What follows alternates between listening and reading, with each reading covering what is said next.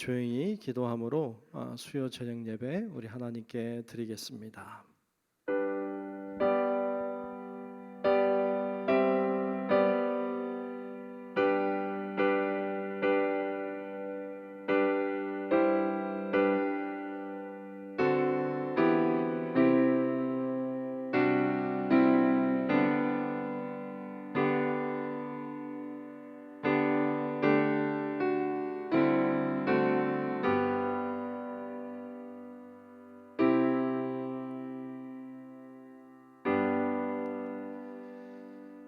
내가 붙드는 나의 종, 내 마음에 기뻐하는 자, 곧 내가 택한 사람을 보라.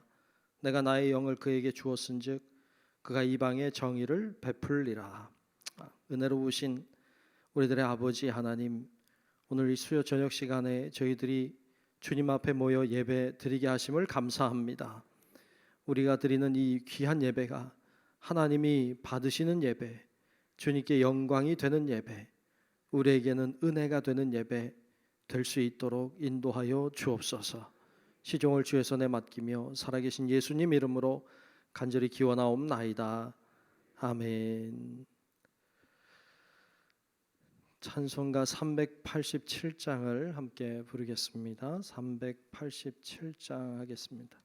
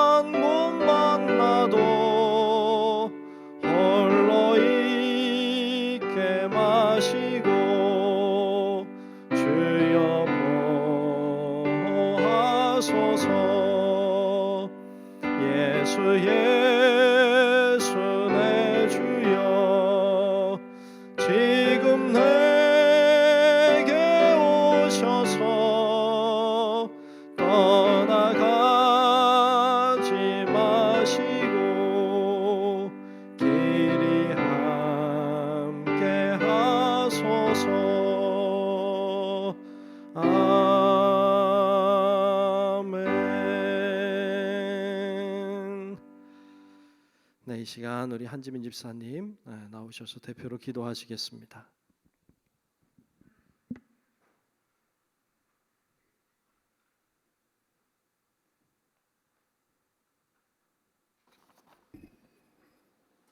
이 시간 주님의 사랑 가운데 모이게 하시고 하나님을 찬양하고 기도할 수 있도록 이끌어 주신 은혜에 감사드립니다.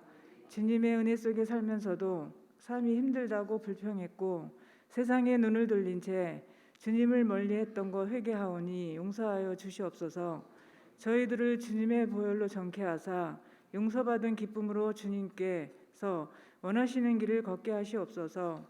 은혜의 주님, 주님의 몸된 저희가 주님의 순종하는 귀한 교회가 되도록 이끌어 주시옵고 날마다 믿음의 역사가 나타나고 증거되는 복된 개혁가 되게 하여 주시옵소서. 하나님 아버지, 이 나라를 위해 기도합니다. 정치의 혼란과 경제의 어려움으로 불안한 백성들의 마음을 위로하여 주시옵고 저들에게 평안을 주사 신음하는 민족에게 소망이 되게 하옵소서. 특별히 전쟁으로 지진으로 코로나로 많은 어려움과 상처로 고통받는 백성들이 있습니다. 갈수록 어두워가는 이 세상에 빛으로 오신 주님을 영접할 수 있도록 모든 백성의 마음을 열어주시옵소서.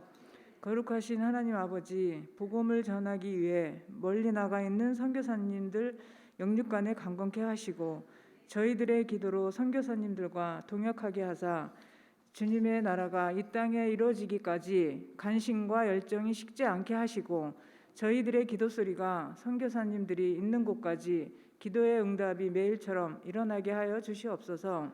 사랑과 은혜가 충만하신 하나님 아버지, 우리가 어떤 자리에 있든지 주님을 기억하게 하시고 주님을 높이는 자리에 있을 수 있는 은혜를 허락하여 주시옵소서. 주님의 자녀된 본분을 지키게 하심으로 저희들의 삶이 주님께 드리는 예배의 삶 되게 하여 주시옵소서. 말씀 전하시는 목사님 영육간에 놀라운 은혜를 허락하시고 성령의 능력으로 붙들어 주셔서 영생 말씀 주실 때마다 은혜 받게 하시고 우리들의 믿음을 굳게 지켜 주심 주님 오시는 날까지 충성된 사명 감당케 하시옵소서. 모든 영광 하나님께 돌리오며 우리 주 예수 그리스도의 이름으로 감사드리며 간절히 기도드리옵나이다. 아멘.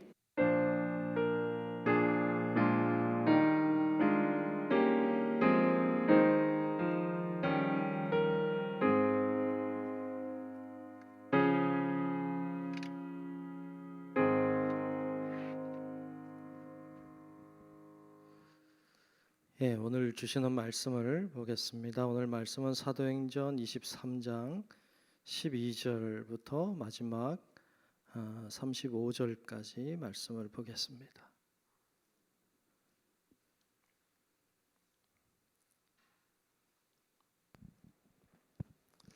사도행전 23장 12절부터 끝절까지 보겠습니다.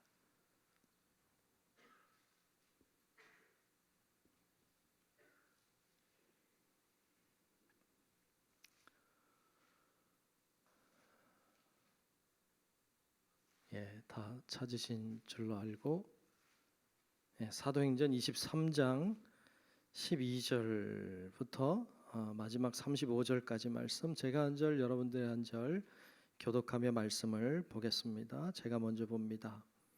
날이 새매 유대인들이 당을 지어 맹세하되 바울을 죽이기 전에는 먹지도 아니하고 마시지도 아니하겠다 하고 이같이 동맹한 자가 40여 명이더라. 대제사장들과 장로들에게 가서 말하되 우리가 바울을 죽이기 전에는 아무것도 먹지 않기로 굳게 맹세하였으니 이제 너희는 그의 사실을 더 자세히 물어보려는 척하면서 공회와 함께 천부장에게 청하여 바울을 너희에게로 데리고 내려오게 하라. 우리는 그가 가까이 오기 전에 죽이기로 준비하였노라 하더니 바울의 생질이 그들이 매복하여 있다 함을 듣고 와서 영내에 들어가 바울에게 알린지라. 바울이 한 백부장을 청하여 이르되 이 청년을 천부장에게로 인도하라. 그에게 무슨 할 말이 있다 하니 천부장에게로 데리고 가서 이르되 죄수 바울이 나를 불러 이 청년이 당신께 할 말이 있다 하여 데리고 가기를 청하더이다 하매 천부장이 그의 손을 잡고 물러가서 조용히 묻되 내게 할 말이 무엇이냐. 대답하되 유대인들이 공모하기를 그들이 바울에 대하여 더 자세한 것을 묻기 위함이라 하고 내일 그를 데리고 공회로 내려오기를 당신께 청하자 하였으니 당신은 그들의 청함을 따르지 마옵소서. 그들 중에서 바울을 죽이기 전에는 먹지도 않고 마시지도 않기로 맹세한 자 40여 명이 그를 죽이려고 숨어서 지금 다 준비하고 당신의 허락만 기다리나이다 하니 이에 천부장이 청년을 보내며 경계하되 이 일을 내게 알렸다고 아무에게도 이르지 말라 하고 백부장 둘을 불러 이르되 밤 제3시에 가이사랴까지 갈 보병 200명과 기병 70명과 창병 200명을 준비하라 하고 또 바울을 태워 총독 벨릭스에게로 무사히 보내기 위하여 짐승을 준비하라 명하며 또 이 아래와 같이 편지하니 일러스되 글라우디오 루시아는 총독 벨릭스 가깝게 문안하나이다. 이 사람이 유대인들에게 잡혀 죽게 된 것을 내가 로마 사람인 줄 들어 알고 군대를 거느리고 가서 구원하여다가 유대인들이 무슨 일로 그를 고발하는지 알고자 하여 그들의 공회로 데리고 내려갔더니 고발하는 것이 그들의 율법 문제에 관한 것뿐이요 한 가지도 죽이거나 결박할 사유가 없음을 발견하였나이다. 그러나 이 사람을 해하려는 관계가 있다고 누가 내게 알려주기로 곧 당신께로 보내며 또 고발하는 사람들도 당신 앞에서 그에 대하여 말하라 하였나이다 하였더라. 보병이 명을 받은 대로 밤에 바울을 데리고 안디바드리에 이르러 이튿날 기병으로 바울을 호송하게 하고 영내로 들어가니라. 그들이 가이사랴에 들어가서 편지를 총독에게 드리고 바울을 그 앞에 세우니 총독이 읽고 바울더러 어느 영지 사람이냐 물어 길리기아 사람인 줄 알고 이르되 너를 고발하는 사람들이 오거든 내 말을 들으리라 하고 헤롯 궁에 그를 지키라 명하니라. 아멘. 다 같이 아멘. 네, 오늘도 주님의 은혜가 함께 예배하는 우리 모두 위에 다 임하시기를 축복합니다. 네, 오늘 23장 말씀을 봤습니다. 고비를 넘어라는 제목으로 말씀을 나누겠습니다. 우리는 어려움을 지날 때 고비를 넘었다 이런 말을 씁니다. 고비가 뭔가요? 고비 뭔지는 아는데 설명은 못하죠, 그죠? 고비를 넘었다. 고비라고 하는 게 무슨 말인가 찾아보니까 사전으로 이렇게 했어요. 가장 중요한 단계나 대목 또는 막다른 절정, 위험한 시기 혹은 사물의 가장 기묘한 기회나 막다른 절정이라고 했어요. 알 수 있는 거 이런 거죠. 절정이라는 거 알 수 있고 중요하다는 거 알 수 있어요. 근데 이 고비라고 하는 말이 어디서 우리 순수한 우리 말이더라고요. 고비. 근데 이 고비라고 하는 말이 어디서 나왔나 보니까 구비에서 왔어요. 구비 할 때 구비 아시죠? 구불곡자 거기서 이 고비가 왔는데 그러니까 이 고비라고 하는 건 뭐냐면 이렇게 굴곡이 있는 것이죠. 이렇게 고든 길이 아니고 이렇게 휘어가는 길 아니면 위로에서 아래로 휘든지 하여튼 이렇게 휘어가는 길을 가리켜요. 근데 여러분 보세요. 고비 뒤에 뭐가 있는지 알까요? 모를까요?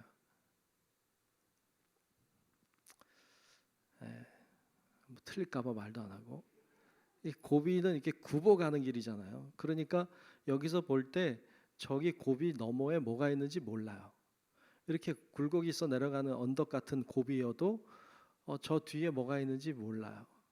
그래서 두렵기도 하고 어찌 보면 더 좋으면 기대하기도 하고 그래서 이 고비라고 하는 것이 힘든 거죠.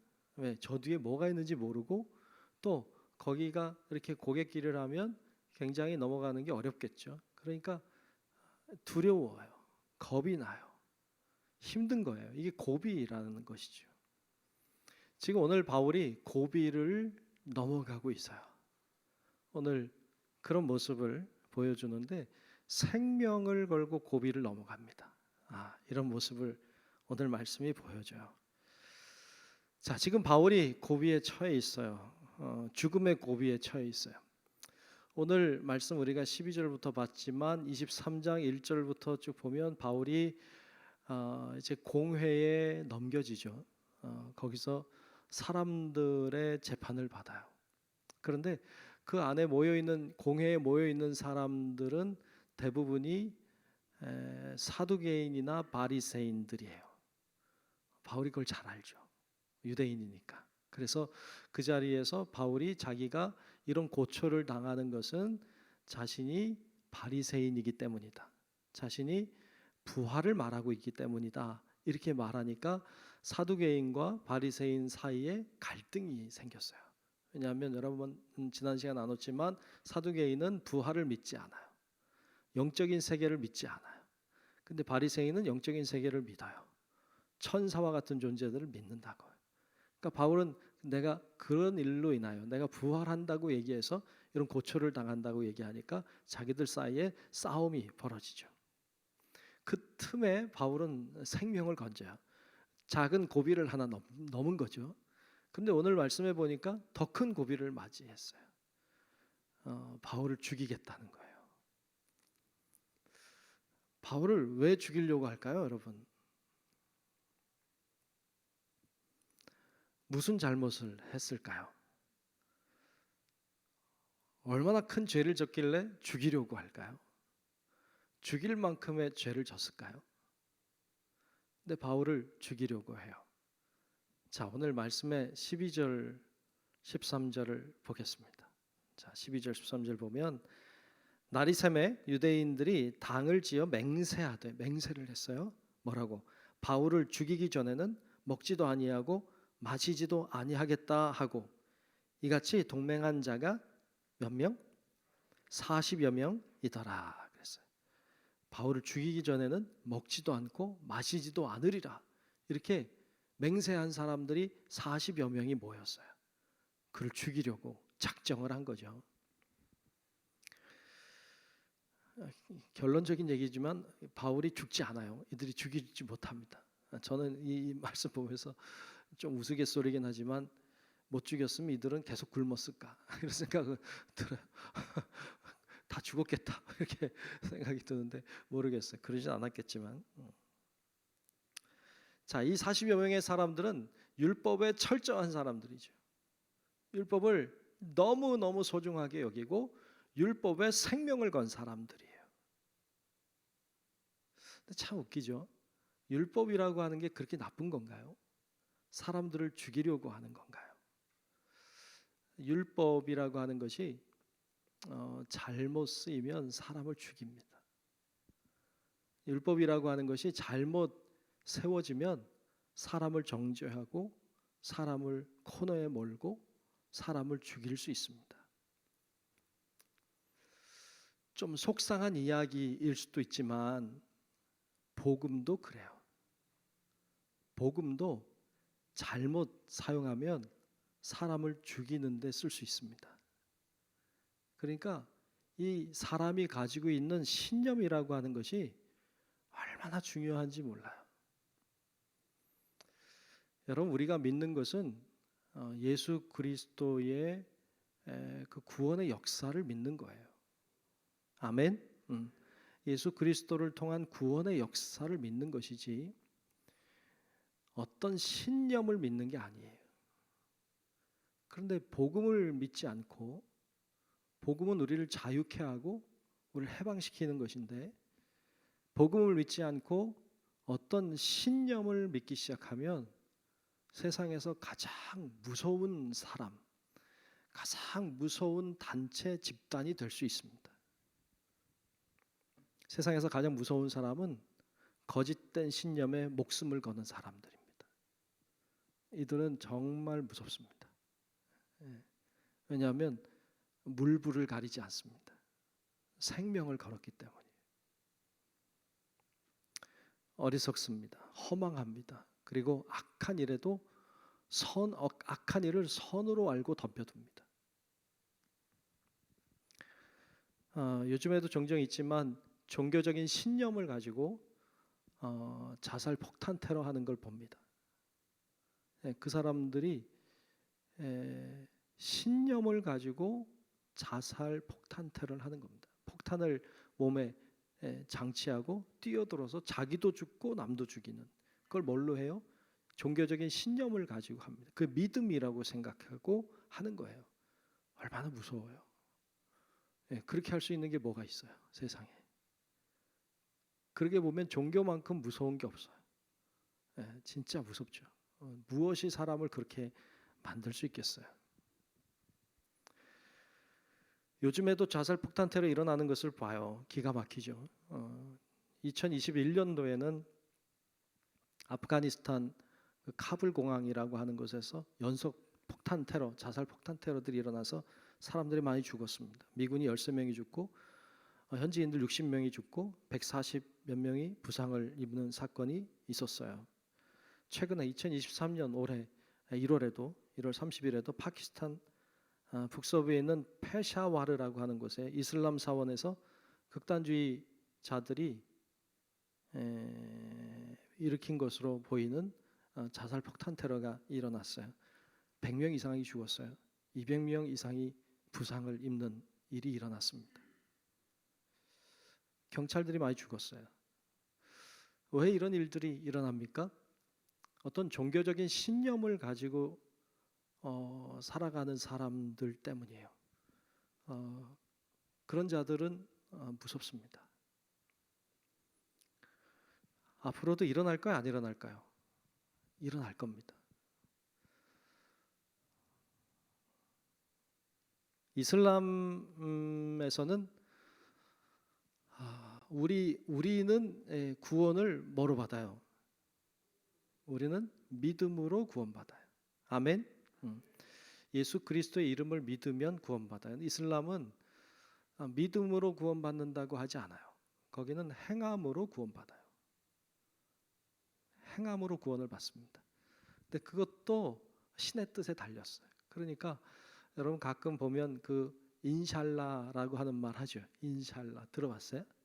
인샬라. 한 번도 못 들어봤어요. 들어봤어요?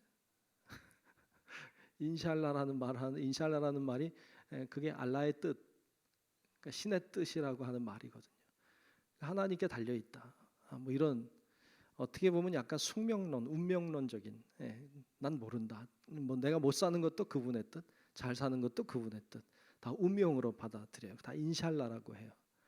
근데 이 이슬람에서는 구원받는 방법이 행함을 통해서인데 구원받는 구체적인 방법을 따지고 보면 4가지를 통해서 구원을 받을 수 있다고 말해요. 첫 번째는 신의 뜻이에요. 인샬라죠. 그러니까 신이, 거기서는 알라라고 말하죠. 알라라고 하는 신이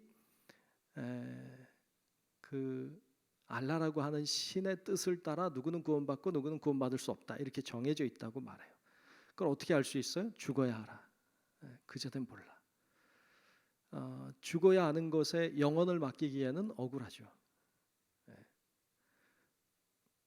하여튼 첫 번째 구원받는 방법은 그렇게 인샬라, 알라의 뜻에 달렸다 이렇게 생각합니다. 좀 불안하죠. 두 번째 구원받는 방법은 선을 행하는 것입니다. 선을 행하면 신이 불쌍히 여겨서 구원해 줄 수 있다. 그렇게 생각해요. 그래서 선을 행합니다. 착한 일을 해요. 여러분 우리는 왜 선을 행해요? 우리는 구원받은 기쁨으로 선을 행해요. 구원받은 자가 선을 행하는 거예요. 구원받으려고 선을 행하는 게 아니에요. 우리는 이미 구원받은 자로서의 기쁨과 감사함으로 착하게 선하게 선을 베풀고 사는 거죠. 근데 거기는 선을 베풀어야 구원을 받을 수 있으니까 선을 베푸는 거예요. 내가 누구에게 적선을 해요. 돈을 줘요. 왜? 나 구원받으려고. 우린 그래서 하지 않잖아요. 우린 구원받으려고 적선하지 않아요. 받은 기쁨으로 하는 거죠. 그러니까 그렇게 해서 선을 행하면 구원받을 수 있다고 말해요. 근데 그것도 받을 수 있다지 받는다도 아니야. 그 세 번째로 구원을 받는 방법은 성지순례를 하는 거죠. 성지순례를 해요. 그래서 성지를 꼭 가려고 합니다. 다들 어렵고 가난하니까 못 가는 거죠. 성지의 성지는 메카죠. 사우디아라비아에 있는 메카라고 하는 곳에 있는 그 성지인데 그 성지에 가면 커다란 그 시커먼 네모 괴짝 같은 게 있어요. 그 안에 시커먼 돌이 하나 들어 있습니다.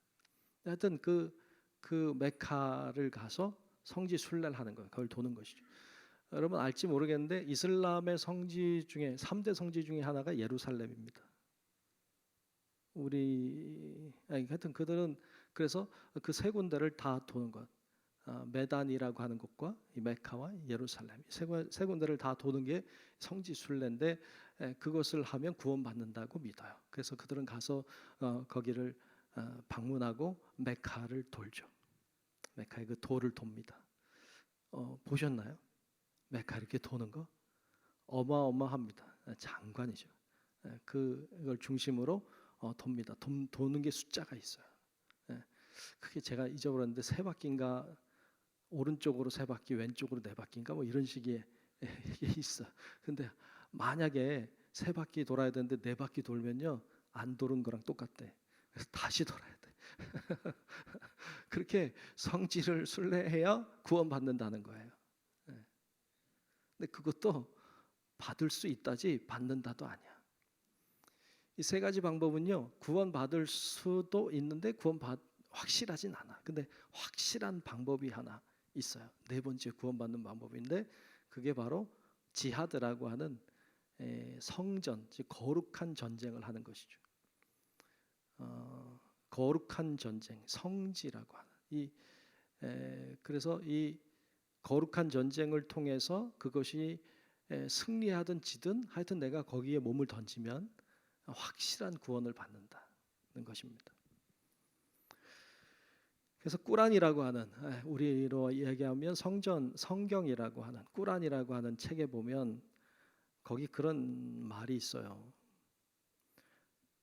알라의 길에서 성전하는 자가 성전은 거룩한 그 전쟁이죠. 성전하는 자가 살해를 당하건 승리를 거두건 알라는 크나큰 보상을 주리라. 이런 약속의 말씀이 있죠. 그래서 사람들이 폭탄을 끌어안고라도 성전을 합니다. 그리고 천국을 간다 이렇게 생각하는 거죠. 뉴욕에서 9.11 테러가 일어났을 때 그때 그 비행기를 조종하고 자폭했죠. 자폭했던 사람 중에 아타라고 하는 사람이 있는데 그 사람의 유서에 보면 이런 글이 기록돼 있어요. 절대 두려워하지 말라. 침착해라, 침착해라. 누구나 다 죽는 것이다. 너의 죽음은 너를 곧 낙원으로 인도할 것이다. 나의 이 행위를 통해 나를 영접하여 주옵소서. 하고 하나님 앞에 알라겠죠. 알라에게 이런 유언을 남겨놓은 글이 발견됐어요. 그래서 기꺼이 그 죽음을 향해 달려듭니다. 게다가 이슬람 지도자들이 좀 악하게 그들의 성경을 꾸란을 함부로 막 해석을 해내고 오역을 하고 해서 좀 좋지 않은 이야기들을 많이 퍼뜨렸죠. 그 중에 하나가 성스러운 전쟁, 이 거룩한 전쟁, 성전에 뛰어드는 자들 순교하면 우리로 얘기하면 젖과 꿀이죠. 젖과 꿀이 흐르는 천국 꽃밭에서 72명의 처녀와 어우러져 영원히 함께 살 수 있다. 이렇게 꿀 안에 있는 말을 해석을 해서 이 젊은이들이 이 세상에 사는 동안에는 너무 가난하고 너무 힘들고 소망이 없으니까 오히려 그런 세상으로 빨리 가자. 그래서 많은 젊은이들이 뛰어들었다고 하죠. 이거 왜 이런 일들이 일어나요? 신념에 목숨을 건 거죠. 종교적인 신념에 목숨을 걸면 이런 일들이 일어나더라고요. 근데 이런 극단주의자들이 이슬람에게만 있는 건 아닙니다. 유대교에도 있습니다. 유대교도 굉장히 무섭습니다. 우리가 아는 것처럼 바울도 그런 극단주의자였죠. 그래서 예수 믿는 사람들을 감옥에 가두는 일을 했고 그리고 스데반을 돌로 쳐 죽이는데 증인이 됐던 사람이고 이 사람도 다메섹으로 예수 믿는 사람들을 잡으러 가던 사람이죠. 그래서 예수를 만나서 변화된 사람이 바울이고 그 이후로 바울은 사람을 죽이려고 다닌 자가 아니라 살리려고 다니는 자가 됐죠. 그러니까 인간적인 신념에 붙잡혀 살던 그가 복음으로 사는 자가 됐죠. 우리도 신념으로 살면 다른 사람을 죽이고 정죄하고 판단하고 예수의 이름으로 하나님의 이름으로 온갖 악한 일들을 행할 수도 있어요. 그러니까 우리가 신념으로 살면 안 되고 복음으로 살아야 돼. 예, 복음은 사람을 정죄하지 않아요. 판단하지 않습니다. 사랑하고 돌보고 섬기고 희생하고 내가 죽는 것이죠. 신념으로 살면 안 되고 복음으로 살아야 돼요.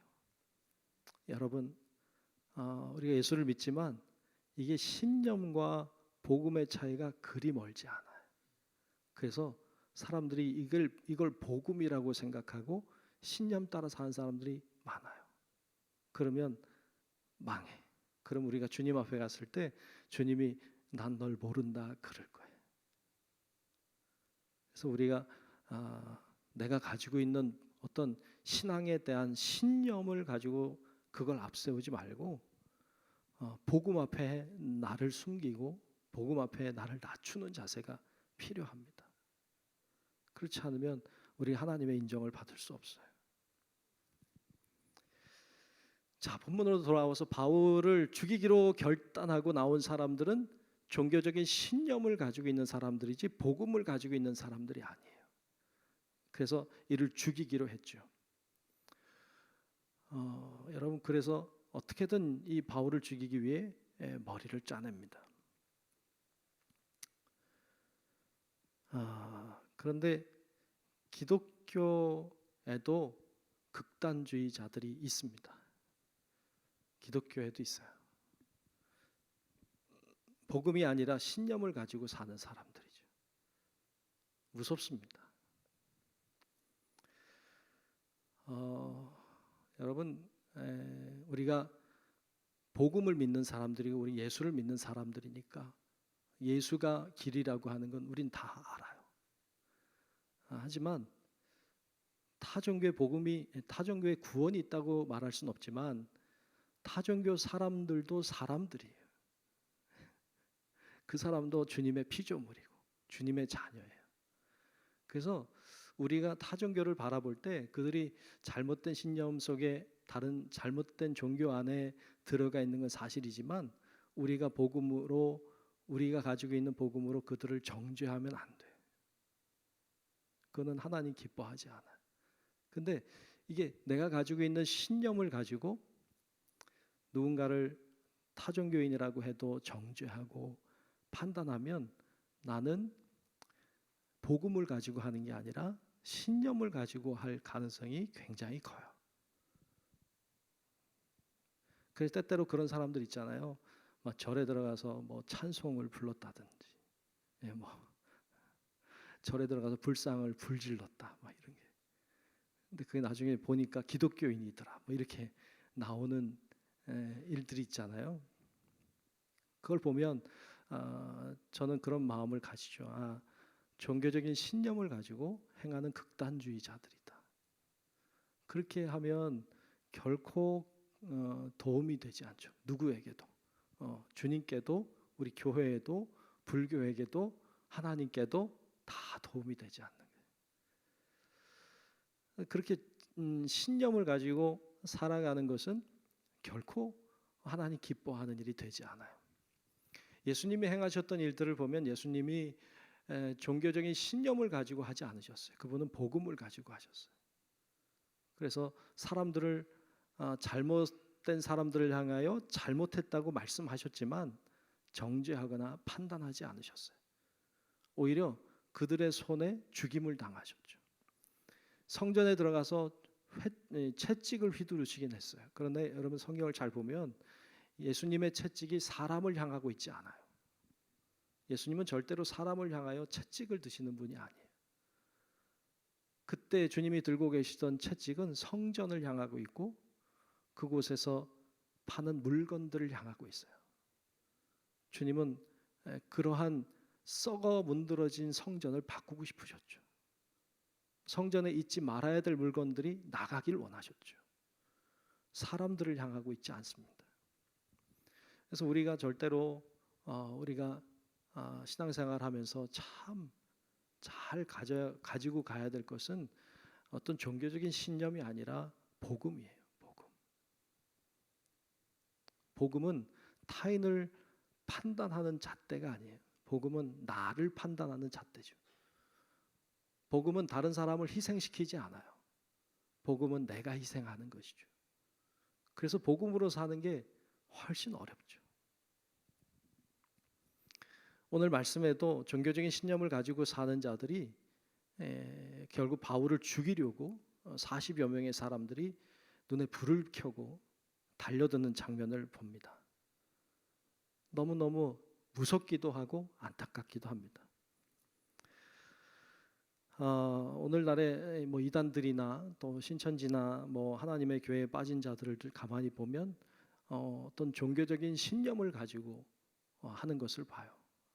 종교적인 신념에 빠지면요, 다른 사람의 소리가 들리지 않습니다. 자기가 가진 것에 생명을 걸었기 때문입니다. 그래서 하나님 기뻐하지 않습니다. 그래서 참 주의해야 돼요. 그런 의미에서 깨어 있어야 돼요. 그리고 다른 이들의 소리를 잘 들을 줄도 알고 하나님의 말씀 앞에 나를 낮출 줄도 알아야 돼요. 그런 자세가 너무너무 중요합니다. 자, 오늘 본문에 다시 돌아와서 보면 40여 명의 사람들이 뭉쳐서 바울을 죽이려고 합니다. 그때 그러니까 바울이 이제 바울에게 그 천부장에게 요청해서 다시 공회로 오게 하는 도중에 죽일 계획이었어요. 그러니까 공회로 다시 한번 모이도록 하는 길에서 죽이겠다고, 매복하고 있다 죽이겠다고 작정하고 계획한 것을 바울의 생질이 들었다. 생질은 조카죠, 조카. 그러니까 조카가 들은 거예요. 그래서 그거를 바울에게 얘기하죠. 이런 얘기를 내가 들었다. 그랬더니 바울이 천부장에게 그를 인도합니다. 천부장에게 할 말이 있으니 보내달라. 그래서 그 생질이 천부장에게 가서 이야기합니다. 이런 계획들을 하고 있다는 것을 알려줘요. 그래서 이 천부장이 나름의 계획을 또 세웁니다. 그 계획은 오늘 밤에 움직이는 거예요. 그래서 오늘 본문 23절, 24절에 보면 이렇게 이야기를 하고 있어요. 계획을 이야기하죠. 23절, 24절 보겠습니다. 백부장 둘을 불러 이르되 밤 제3시에, 밤 제3시는 우리 시간으로 얘기하면 저녁 9시쯤 됩니다. 그러니까 그 9시경에 가이사라까지 갈 보병 200명. 지금 저는 이 사이즈가 어마어마하다고 생각해요. 여러분, 지금 바울 한 명 때문에 보병 200명이 붙어요. 또 기병 70명, 말을 타고 가는 기병이 70명. 또 창병, 창을 들고 가는 그 병사들이죠. 200명. 몇 명인가요? 총 470명. 을 준비하라 하고 또 바울을 태워 총독 벨릭스에게로 무사히 보내기 위하여 짐승을 준비하라 명하며 그랬어요. 한 사람 보낼 때 이 정도면 여러분 제가 보기에는 거의 왕이거든요. 왕 아닌가요? 왕의 행차 같은 죄수인데 왕의 행차의 모습을 가지고 지금 가이사라를 향해 갑니다. 근데 오늘 말씀해 보면 이제 중간에 들렸다가 이렇게 가는 장면을 보여주는데요. 그렇게 보내면서 총독에게 편지를 보내죠. 오늘 본문 26절 이하는 이제 보낸 편지의 내용이 쭉 나오는데 26절만 좀 보면 이렇게 말해요. 글라우디오 루시아는, 아마 이 천부장의 이름이 루시아였던 것 같아요. 루시아는 총독 벨릭스 각하에게 문안하나이다. 총독에게 편지를 띄운 것이죠. 그래서 결국 이 편지를 가지고 바울과 그의 보병, 기마병, 창병 이렇게 470여 명 되는 사람들이 그를 호위하면서 이제 떠나갑니다. 떠나가다가 어디로 가느냐? 안디바들이라고 하는 곳으로 갔다가 거기서부터는 이제 이 보병들, 창병은 다 빠지고 기마병들이 70여 명이 그를 데리고 가이사랴로 갑니다. 근데 이 안드바들이라고 하는 곳까지 한 50km 되고 거기서 가이사랴까지도 한 50km 된다 그래요. 이렇게 거쳐서 간 내용이 오늘 말씀에 나오고 있어요. 여러분, 바울은 하나님의 은혜로 고비를 넘어가고 있습니다. 여러분, 우리들에게도 고비가 있을 수 있습니다. 그 고비가 여러분들이 죄로 인해서 받는 어떤 형벌 같은 고비가 있을 수도 있고, 그 고비가 예수의 이름을 믿기 때문에 당하는 고비가 있을 수도 있고, 다양한 고비들이 우리들에게 있을 수 있습니다. 근데 그 고비를 잘 넘는 지혜가, 또 잘 넘는 능력이 있기를 축복합니다. 그 고비를 잘 넘어가셔야 됩니다. 바울은 그 고비를 잘 넘었습니다. 뭐로 넘었느냐? 은혜로 넘었습니다. 바울이 어떻게 이 많은 470명의 군사를 동원하고 갈 수 있겠습니까? 바울이 여기서 죽는 게 당연합니다. 그런데 죽지 않고 그 호위를 받으며 고비를 넘습니다. 이것이 능력입니까? 은혜죠. 바울은 고비를 은혜로 넘었습니다. 여러분 한번 잘 생각해보고 돌아보세요. 여러분들이 살아온 생애들을 돌아보고 여러분들이 생각할 때 내 인생의 고비라고 하는 때를 떠올려 보면 좋겠어요. 어떻게 지나셨는지요? 지혜로 지나셨습니까? 여러분들의 능력으로 지나셨습니까?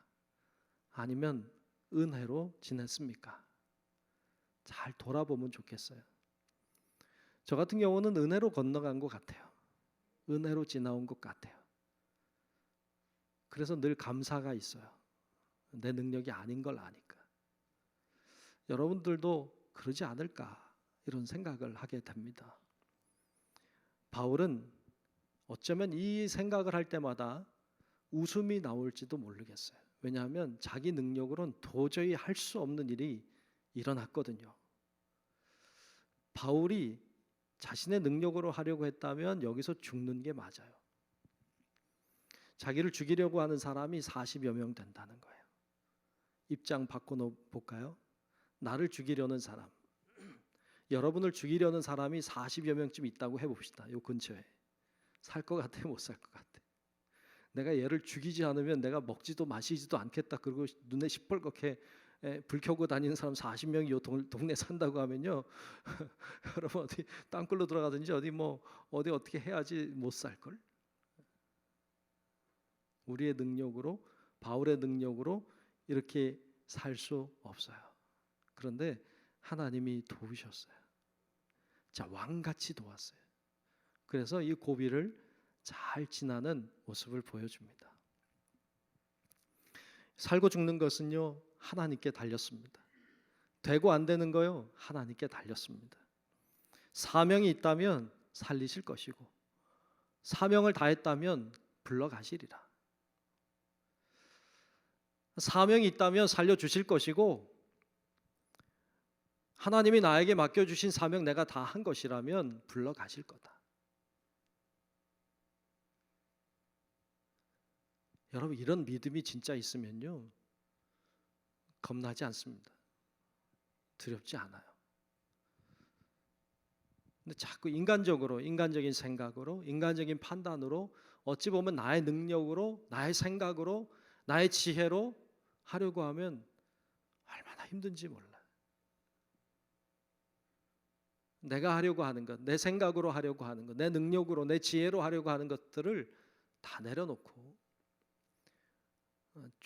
주님이 나에게 주신 사명이 있다면 살려주실 것이고, 아니라면 불러가시겠지. 이것을 우리는 주님께 맡겼다라고 합니다. 주님께 맡겼다.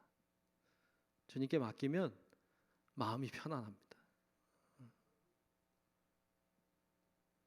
여러분 우리가 바울을 통해 그걸 보았으면 좋겠어요. 하나님의 은혜로 고비를 넘고 있습니다. 하나님의 은혜가 우리와 함께 하신다면 우리도 고비를 넘게 될 줄로 믿습니다. 그 믿음으로 고비를 넘어가는 우리 성도 여러분들이 다 되시기를 주의 이름으로 축원합니다. 기도하겠습니다. 하나님 고맙습니다. 오늘 말씀을 나눴습니다. 바울이 고비를 은혜로 넘는 것을 봤습니다. 우리에게도 고비가 있을 텐데 우리도 은혜로 넘어가기를 원합니다. 나의 생각, 나의 능력, 나의 지혜, 내가 할 수 있는 모든 것들 다 내려놓고 주님이 하시리라, 주님이 하시리라는 믿음으로 우리도 고비를 넘는 하나님의 자녀들이 다 될 수 있도록 하나님 우리를 인도하여 주시옵소서. 성령의 능력을 부어주시고 주님이 함께 하신다는 자신감을 가지게 하시고 주님이 역사하면 무엇이든 가능하다는 믿음의 자신감, 확신을 가지고 어떤 고비든지 능히 넘어가는 우리 모든 성도들 될 수 있게 하나님 축복하여 주시옵소서. 예수님 이름으로 간절히 기도하옵나이다. 아멘. 찬송가 399장을 함께 부르겠습니다.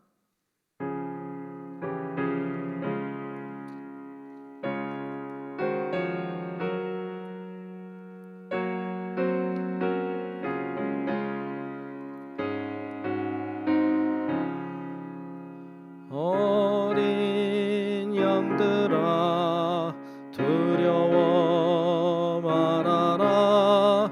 주님 우리와 함께 하신다. 하늘과 땅의 모든 권세로 그 양떼들을 항상 지키신다. 오직 믿음으로 두려움 없으리. 오직 믿음, 오직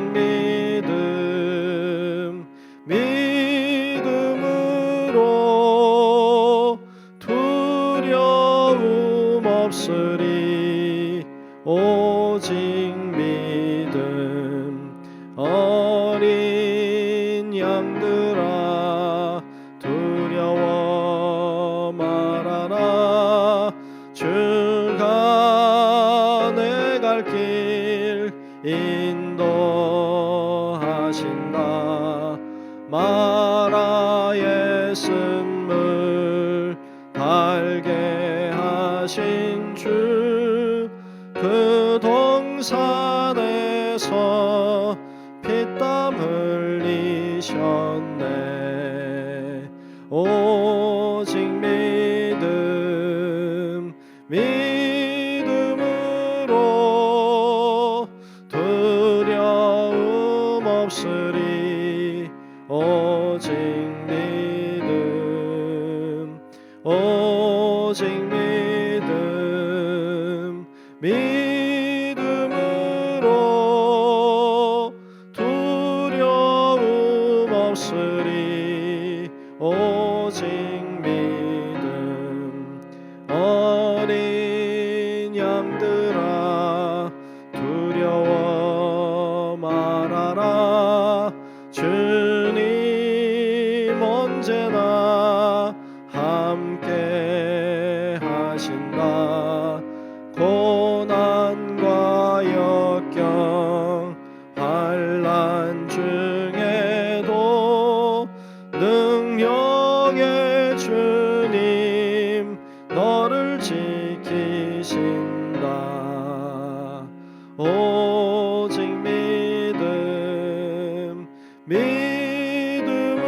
믿음으로 두려움 없으리. 오직 믿음, 오직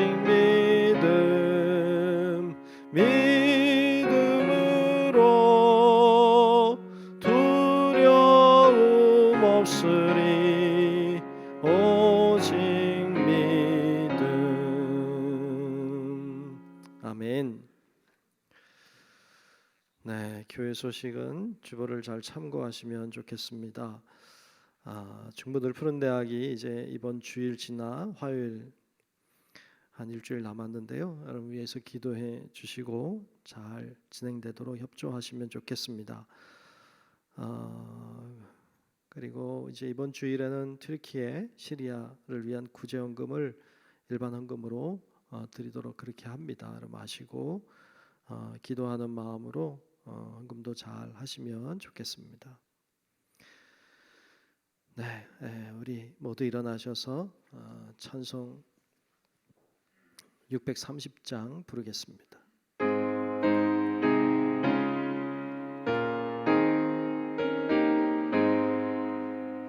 진리와 생명 되신 주, 이 몸을 바치옵니다.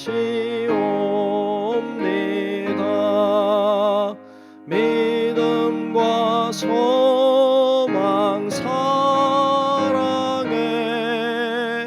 한 마음 되게 하소서.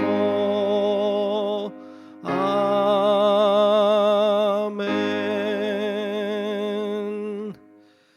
이제는 우리의 생명의 구주 되신 예수 그리스도의 크신 은혜와 하나님 아버지의 위대하고 높으신 그 사랑하심과 성령님의 감화, 감동, 인도, 보호, 교통하시는 크신 은총이 이 시간 우리가 종교적인 신념이 아닌 복음으로 주님의 주시는 지혜와 능력으로 은혜로 고비를 넘어가 하나님을 기쁘시게 하는 믿음의 삶 살기를 소망하는 우리 사랑하는 모든 성도들 머리 위에 이제로부터 영원토록 함께 하시기를 간절히 축원하옵나이다. 아멘.